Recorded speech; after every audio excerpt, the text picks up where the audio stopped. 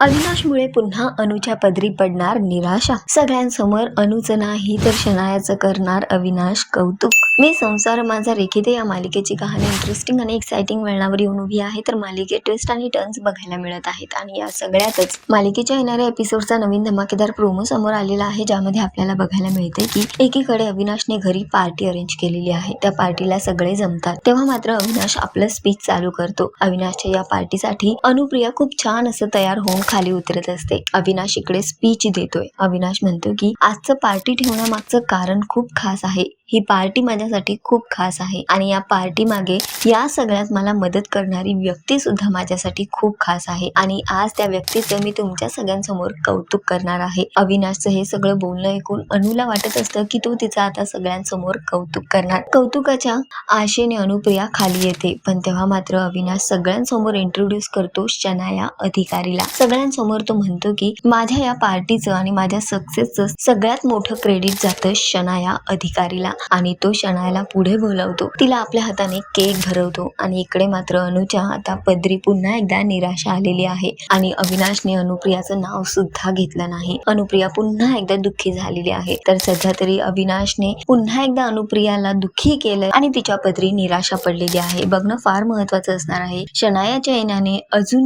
किती चिघळणार आहे अविनाश आणि अनुप्रियाचं नातं. तुम्ही किती इंटरेस्टेड आणि एक्साइटेड आहात येणाऱ्या एपिसोड साठी? या ट्रॅकवर तुमचं काय मत आहे आम्हाला कॉमेंट करून नक्की सांगा आणि अशाच टेलिव्हिजन अपडेटसाठी टेलिगप्पाला लाईक, शेअर, सबस्क्राईब नक्की करा. नमस्कार.